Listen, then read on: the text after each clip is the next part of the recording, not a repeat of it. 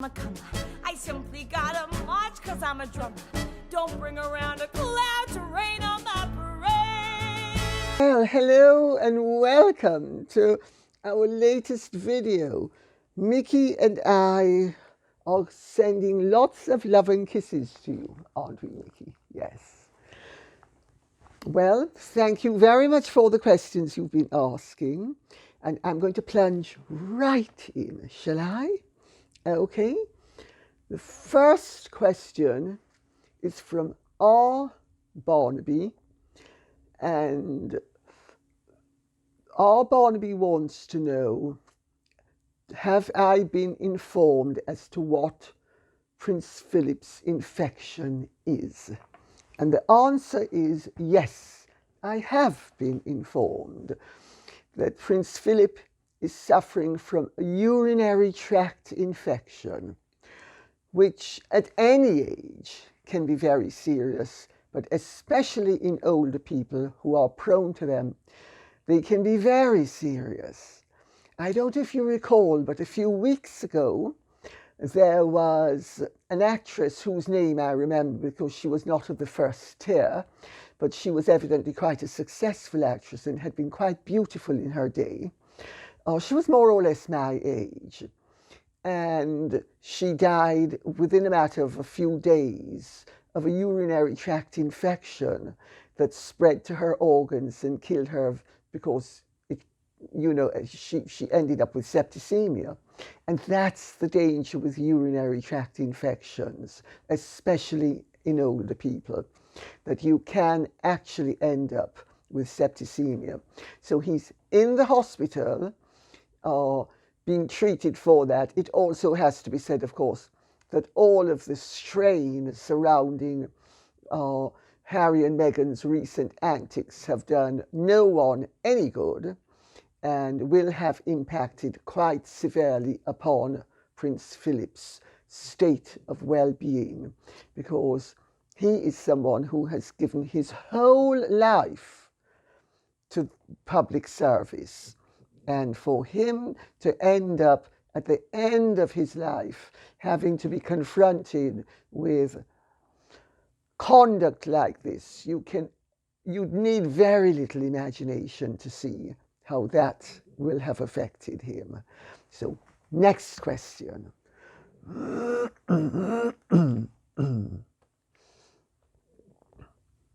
It's from Heather-Campbell.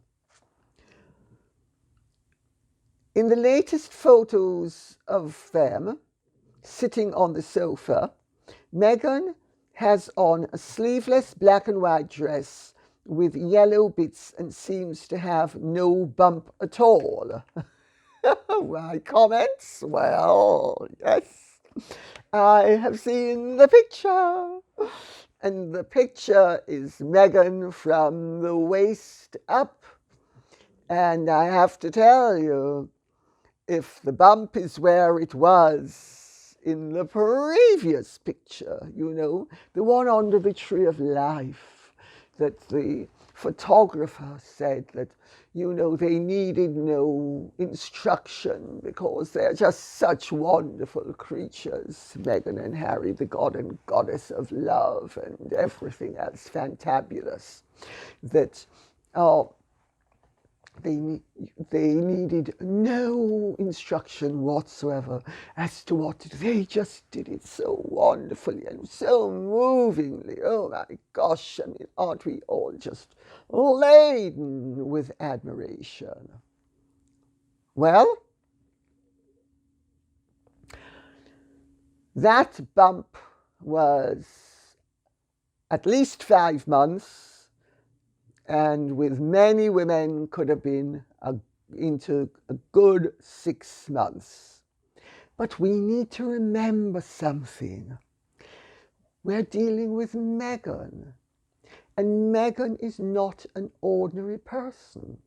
She's not an ordinary person like you or me, or certainly unlike any of the billions of women who have gone before her and have produced children. No, Meghan is truly special. Meghan is unique. Meghan is the sort of person who, when it's a good photo op, she looks 17 months pregnant.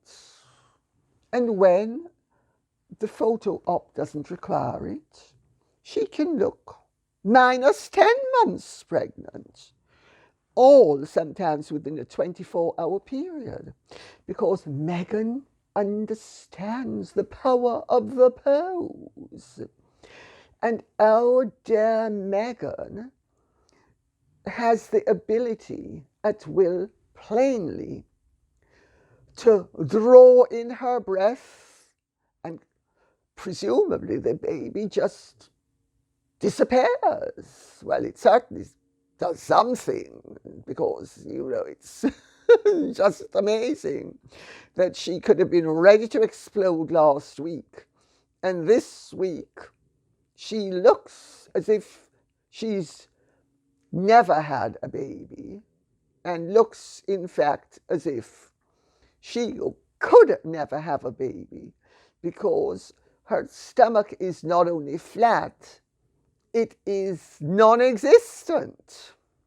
Well, the interesting thing about Meghan and Harry is that, and this I now approach from the point of view of a writer,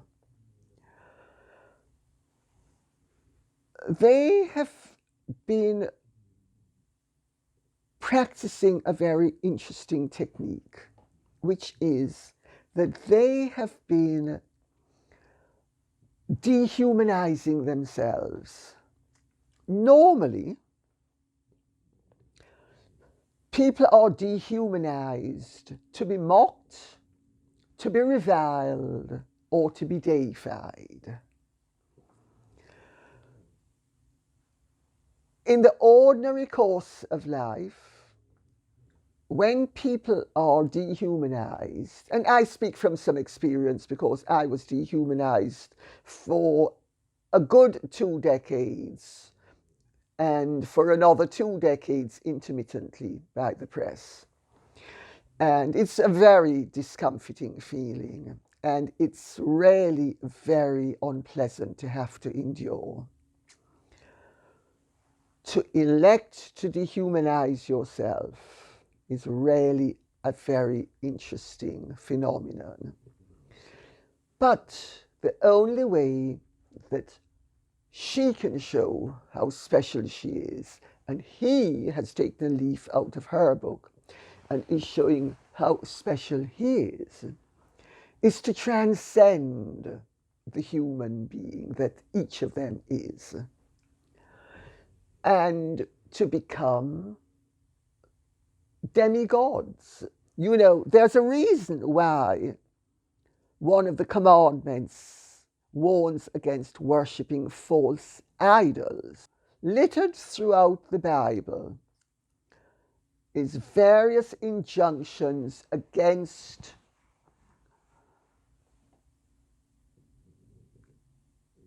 puffing up people and deifying them and turning them into false gods. There is an awful lot of similarity between that and people who wish to turn themselves into mega celebrities. They regard themselves as special, with special qualities that transcend the mere human and the mere mortal. The danger of doing that, however, is that you invite mockery. You also invite skepticism, because people who do not recognize you as the godly being that you are, and know you to be the human being that you truly are, and nothing more, a mere mortal, think you're ridiculous. And they are setting themselves up for the ridicule that they have been increasingly achieving. So to wrap up the question about the bump, all I can say is I sincerely hope and pray, please, dear Lord, please spare us the farce that happened when Archie was being gestated. And you had mega bump, itsy bump, wobbly bump, bumpy bump. I hope we'll be spared the ordeal of the bump that inflates, deflates, reflates, and for all we know, titivates. I do hope we're spared it, but if those two photographs are anything to go by, it looks as if we're in for the ride of the bump. Next question, ADJ. It's so hard to understand how a non-royal person could join a royal family and not only feel zero gratitude for the immense privilege fate had dropped in their lap, but actually complain about it and throw it all away. It seems only someone not completely in touch with reality could have that monstrous a level of narcissism. Well, to take that question very seriously, narcissism is a word that's bandied around quite a lot to explain an awful lot of rampant egotism. It is possible, it may even be likely, judging off her behavior, that Meghan is actually a true narcissist. But that is actually a diagnosis that, if we are going to make it in medical terms, should be made by a doctor, because narcissistic personality disorder is a very serious condition. It is no joke. I know what I'm speaking about because my mother was a narcissist. However, whether Meghan is or is not a narcissist, she is undoubtedly a woman with an ego way in excess of what it ought to be, bearing in mind the fact that she is an ordinary human being with basically very ordinary attributes. Meghan has no outstanding gifts, except maybe the gift of the pose. And even that, she doesn't do well enough to actually get away by convincing people that the South Air is a silk purse. What she does exhibit, however, is a degree of arrogance and indeed impertinence that is beyond the pale. She is so arrogant and so impertinent that her every action gets people's backs up, unless they admire that sort of exhibition. And she is an exhibitionist. The way she flaunts herself when she wants to is the constant posing, the constant acting. You know, all the world's a stage, and all the men and women merely players. But Meghan Markle is the player par excellence. In fact, the player supreme. She has no appreciation for what she has been given. And this is the tragedy.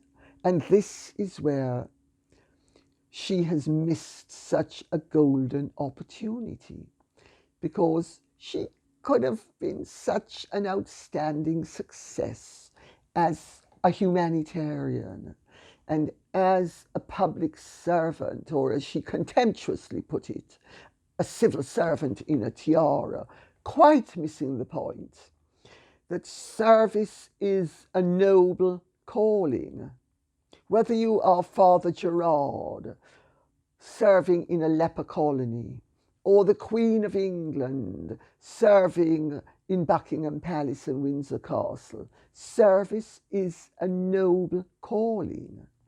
There's nothing contemptible about service, and certainly not service at the level that she, that uppity little oik, who didn't even have the talent or the ability to be a real star, but was just a minor ensemble player, no matter how much blurb she put out to the effect that she was a supermodel. I mean, with a figure like that, yeah, sure. Oh, and a star. Well, she wasn't a star. She has absolutely no modesty whatsoever, no appreciation, and nothing but contempt. And yes, it is indicative of somebody who has a seriously disordered value system. And I would actually say is very indicative of somebody who has a seriously disordered personality. I'm not going to put a label on it. What I will say is that there is a reason why in less than 3 years, Meghan has gone from one of the most popular halves of a couple in this country to one of them, to the most loathed half of a couple in this country. That is an accomplishment that she has achieved totally on her own, through her lack of appreciation, her arrogance, her impertinence, and her belief that she, the great Meghan, has nothing to learn and all to teach. And the joke is that she's now moved to America and hopes that she will be able to achieve the success that she has not been able to achieve here. And she understands the American system in a way that maybe not everybody in England understands it. And maybe not everybody in America understands it either. And she intends to succeed. Whether she will actually achieve success at the level that she would like to is something else again. But time will tell. Next question. Val O. Kennedy. Lady C, don't you think Harry is lashing out at everybody and everything because he suspects he is not a true royal, that he is not Charles's child? No, I'm sorry, I don't agree. Harry knows that he's Charles's son. Charles knows that he's Charles's son. I know that he's Charles's son. Everybody who knows anything about that family knows indisputably that he's Charles's son. And I'm not going to go into the whys and wherefores as to how everybody knows, but take it from me, there is absolutely no doubt that Harry is Charles's son. Harry is a very mixed bag. He has always had a very aggressive, rather unacceptable aspect to his personality.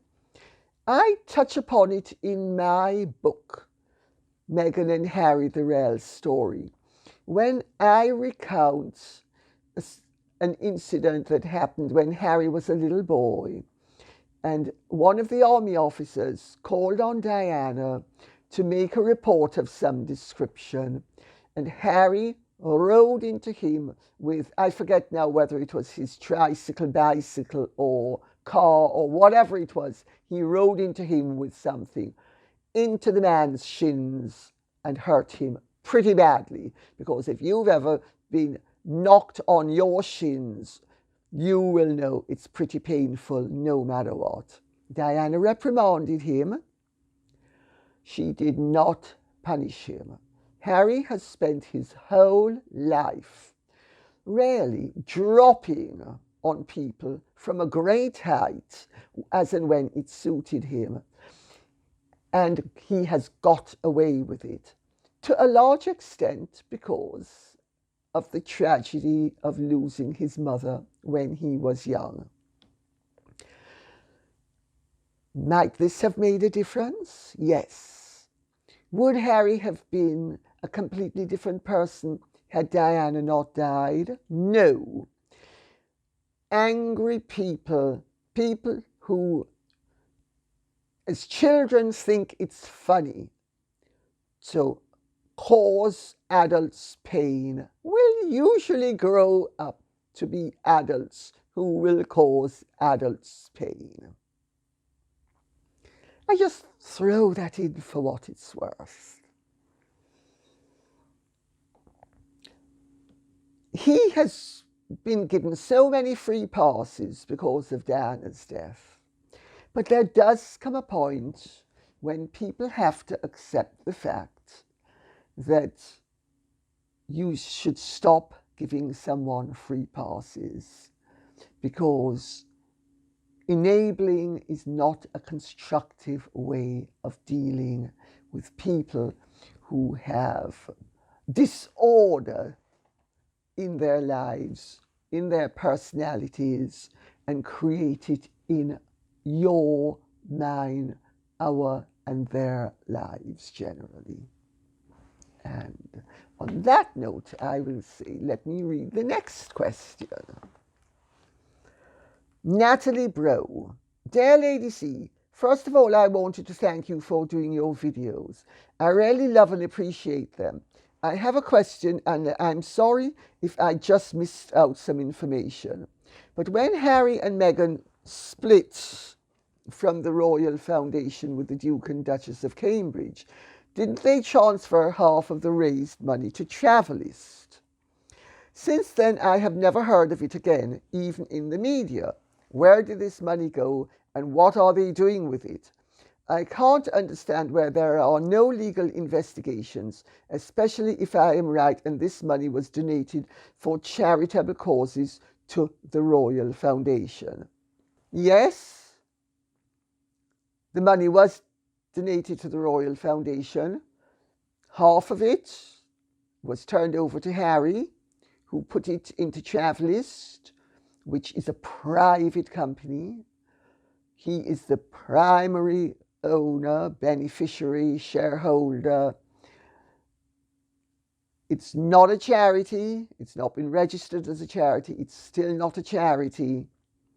The last time that Harry was asked about this, he hopped on his high horse and effectively said, "How dare you ask me such a question? Who do you think you are? I am above suspicion." Well, I've got news for dear Harry. Had dear Harry not been Harry, it is quite possible that sufficient questions would have been asked for the charity commissioners to question him as to where that money went and to what use it has been put. Because if you as a charity disperse your funds, there are certain rules to follow. I am not saying that Harry has done anything wrong legally. I certainly wouldn't want to cast any aspersions upon his character or honesty, but I will say that Harry needs to understand that you cannot only be pure, you have to be seen to be pure. And that not only is it essential for him as a member of the royal family, semi-detached, but still a member of the royal family, to make it absolutely clear that the money that the people of Britain gave to the Royal Foundation has been put to good use. But if he doesn't do it, and he continues to adopt the attitude that he has so far persisted in maintaining, that he is above it all, and he does not need to explain anything to anyone. And then they make the odd announcement, oh, we donated to brick and brat and brass and arse. Well, yes. They've donated to everything the donkey charity got, but they never specify how much the donkey charity got. And they never specify how much the dog charity got and the homeless charity. But they do give donations, which I'm told are very modest donations. And everybody is sworn to secrecy as to the size of the donations, and it's made absolutely clear to them that should they ever reveal the size of the donation, they would be in big trouble. You see how privacy works for the protection of those who wish to do as they please? Do you see? It's a very interesting phenomenon. People who cling to their privacy the way they do, who do not want to be scrutinized, who are above suspicion, and who entertain the notion that it is impertinent of you, me, or anybody else to question them as to where our good money went. Well, this is where Harry and Meghan are going to get into big trouble down the line.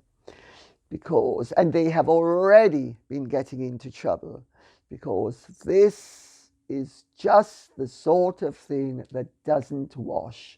Maybe the American public are used to giving $100 and expecting $5 of that to go to the cause, and $95 to go into the pockets of the people who head up the cause.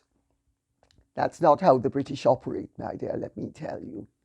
We expect that, if not all of it, a goodly proportion of our donations end up with the needy and not with the greedy. Next question.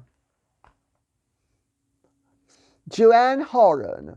Lady C, can you tell me what you think of the timing of the Oprah interview on the 7th of March? Joanne Horan, I certainly can tell you what I think of it. I think it absolutely stinks. I also think this is typical of Harry and Meghan, who, have you not noticed, they should have been songwriters. They should have written the song, I Rain on Your Parade. You know, I've not got a very good voice, but I think those of us of a certain age will know the song, Don't Rain on My Parade. Well, their mantra is, let me rain on your parade. Oh, God. The timing of the Oprah interview was deliberately done to coincide with Commonwealth Week. My understanding, and I could be wrong, is that when Harry and Meghan gave that interview, they still had their patronages, and they were wallowing like pigs in the mire about how wonderful they were, and Oprah was sucking it up. Oh, Harry and Meghan, you're so wonderful. Oh, this is just marvelous. Oh, gosh. Like pigs in the pen. I mean, one can only think with horror as to the palaver. Well, having done that, and having traded very heavily on how important they were, and that they were these great figures who not only were effectively, and I'm now slightly over-egging the pudding to get the message across, they were not only these great figures who were supporting the pillars of the Commonwealth, as if they were Samson supporting the pillars in the temple. And of course, the Commonwealth had really been absolutely nothing of any significance until they joined it, and now they were upon it, and they were going to blah, blah, blah, toss, toss, toss, etc., etc., etc. And what wonderful humanitarians they are, because they have maybe given $50 or $100 to one charity, and maybe $500 to a dog charity, and they took maybe 14 meals to a homeless charity, and took their photographers along and were seen stirring pots and being wonderfully humanitarian and serving all these homeless people, because that's what royalty does. Except royalty doesn't do it like that. Royalty definitely doesn't do it like that. And having done all of that, there wasn't the footage to back it up. And one of the television stations was approached in this country for footage. Being aware of the fact that it was very unlikely that the royal family or the palace had any knowledge of this and would have ever considered agreeing to any such interview, they got in touch with the palace. And that's evidently how the palace found out about the Oprah interview. Well, as soon as they found out about it, they took immediate steps to hose the pigs and the pigsty down and clear out the muck so that the pigs couldn't wallow in the muck and actually sully their patronages. And that's how Harry and Meghan evidently came to lose their Commonwealth patronages. There was also never going to be the prospect of them keeping certainly things like the National Theatre, or indeed Harry's army patronages. There was never any prospect they were going to go, but the whole matter became very immediate, and Harry had been pushing the palace for all sorts of agreements and resolutions, knowing that the Oprah interview would come out before, and notice the timing of it, before the deadline of the 31st of March, to coincide with Commonwealth Week. Is that not interesting? What is also interesting is that one of the leading black interviewers in this country interviewed me earlier in the week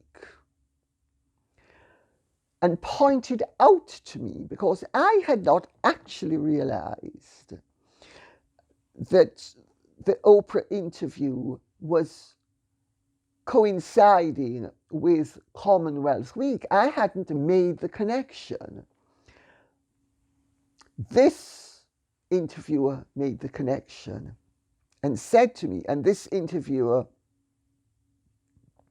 and pointed out to me that it was coinciding with Commonwealth Week.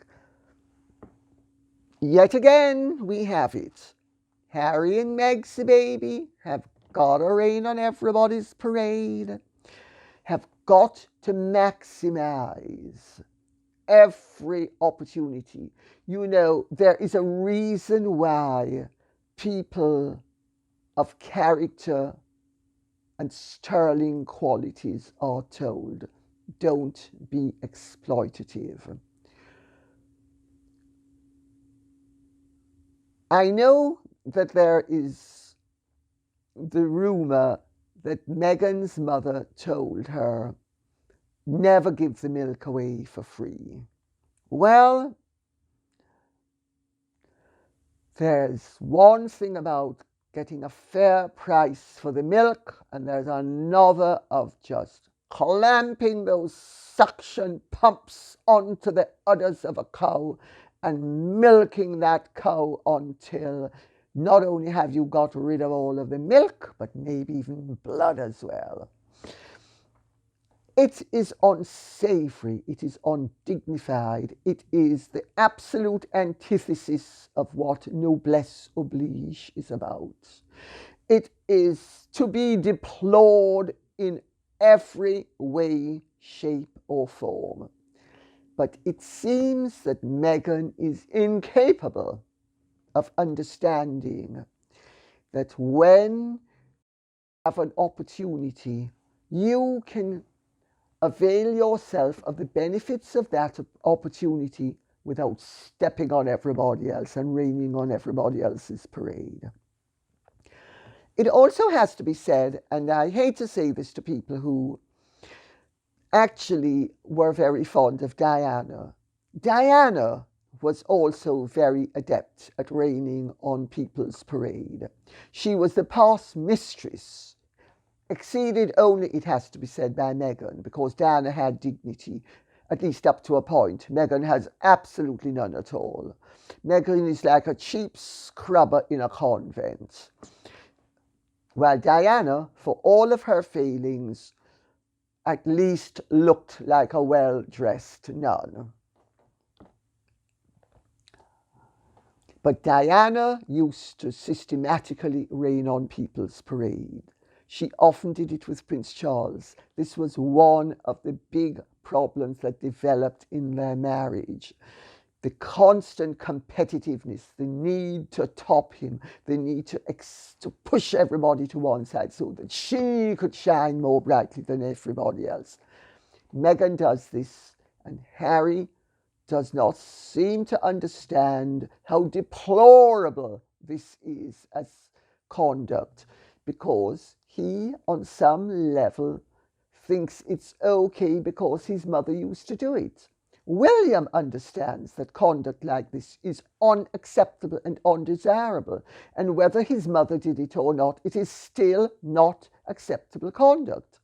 But Harry seems not to have understood this. I mean, Harry has a lot of growing up to do, but let's see if he manages to achieve it. Let's see if he actually manages to halt the decline, because I understand that the Oprah interview has had to be recut drastically because, of course, Buckingham Palace, as soon as they understood what Harry and Meghan were about, and really the treachery that is involved in preempting an institution like the monarchy, which is a national institution and of which you are supposed to be a part and of which you are a beneficiary, whether you are on the state payroll or not, you still benefit in all sorts of hidden ways and means. It's just deplorable behavior. I'm sorry. And the palace moved very quickly to neutralize the effects. Because, of course, Harry and Meghan, if what I have been told is true, Harry and Meghan were playing up for all it was worth their importance in terms of their patronages.